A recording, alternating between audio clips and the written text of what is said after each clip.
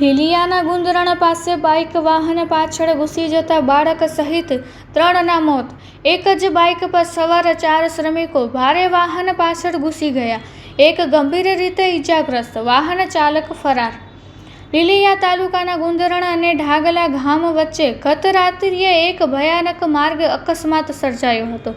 અજાણ્યા ભારે વાહન પાછળ બાઇક ધડાકાભેર અથડાતા સર્જાયેલી આ દુર્ઘટનામાં 2 યુવાનો અને એક બાળક સહિત કુલ 3 લોકોના ઘટના સ્થળે જ કમકમાટી ભર્યા મોત નીપજ્યા છે, જ્યારે અન્ય એક યુવાન ગંભીર રીતે ઘાયલ થતાં તેને સારવાર અર્થે પ્રથમ લીલિયા અને ત્યારબાદ વધુ સારવાર અર્થે અમરેલી રિફર કરેલ. પ્રાપ્ત વિગતો અનુસાર ઢાગલા ગામની સીમમાં વાડીમાં ભાગ્યા તરીકે કામ કરતા પરપ્રાંતીય શ્રમિક પરિવારના 4 સભ્યો એક જ મોટરસાઇકલ પર સવાર થઈને જઈ રહ્યા હતા.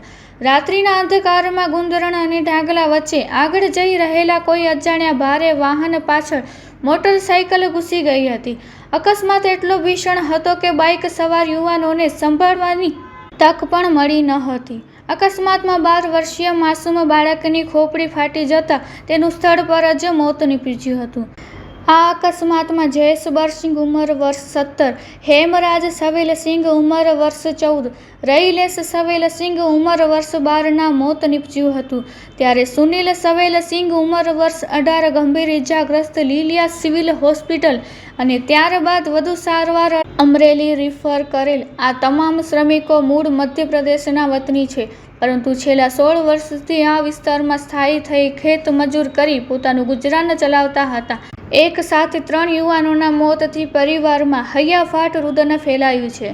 ઘટનાની જાણ થતાં જ લીલિયા પોલીસ સ્ટેશનના પીઆઈ એમડી સાળુંકે તેમજ પીએસઆઈ વાયએમ જાડેજા સહિતનો પોલીસ કાફલો ઘટના સ્થળે પહોંચી ગયો હતો અને મૃતદેહોને પોસ્ટમોર્ટમ માટે લીલિયા સિવિલ હોસ્પિટલ ખસેડી વાહન ચાલક વિરુદ્ધ ગુનો નોંધી તેને પકડવા ચક્રો ગતિમાન કર્યા છે.